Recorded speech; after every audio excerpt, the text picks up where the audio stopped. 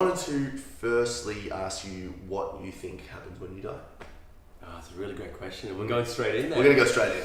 Okay, Full cool. bar, straight in. I like that.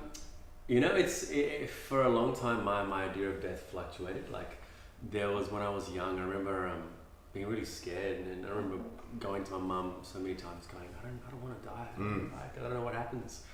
But then I grew up in the Buddhist household. I learned a lot more about Buddhism and the experience of death. And Right.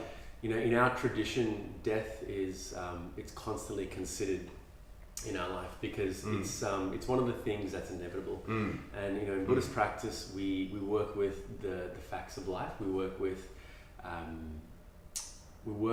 essentially what is true, and one of the truest things is that we're all going to die. Yeah. And Death and taxes. Death and taxes, right?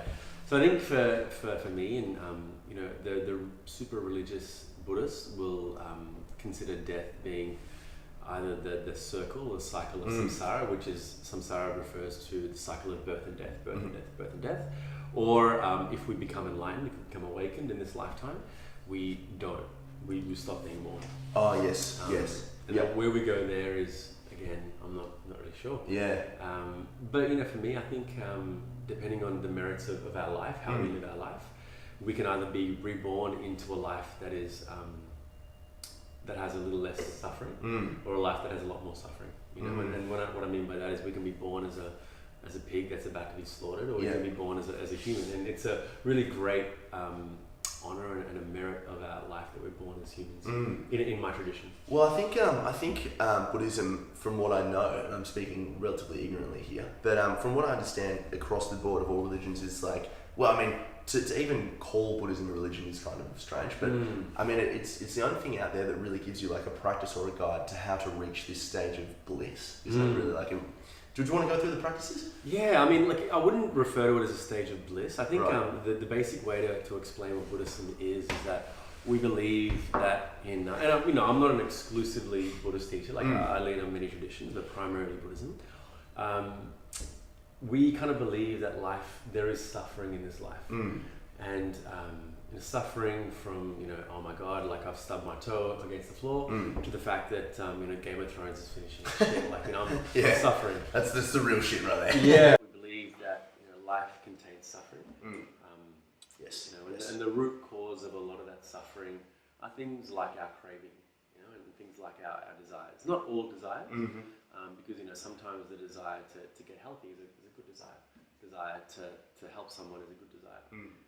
But then a lot of the time, our desire to be famous, our desire to make more money can cause us suffering. And it's good to just be aware of that. Yep. So the Buddha essentially outlined what he calls the Four Noble Truths, the truths of life. Is that one, that there is suffering, two, that there's the root cause of our suffering is our craving, and then he kind of outlines an eightfold path to how to stop the suffering or how to alleviate that suffering. And that's essentially how it is. And you mentioned at the start, it's not really viewed as a religion, and I tend to agree that because Buddha never said to worship him. And his statues are all around the place and in every yoga studio in the world. It was a porky man. Yeah, right. You sat around a lot. yeah, pretty much. But he never kind of spoke about worshipping as a god. Yeah. And he's not viewed as a god. He's viewed as a normal dude like you and I that suffered, like we all do, and then he found a way to stop the suffering. And essentially how it rolls. So that suffering you talk about, and those cravings, is that something to do with like those pleasure derived responses you get to like, I don't know, watch porn and masturbate, or like eat like a lot of sugar and binge and shit? Is it that sort of stuff you're talking about, really? Or? Yeah, I mean, suffering can be, it's personal, right? Like how much we suffer. Like for someone that goes through a breakup, it's like, okay, next person. Yes. So the suffering is very minimal for some people, but for someone else, it might be 2-3 years of replaying it over and over and over again.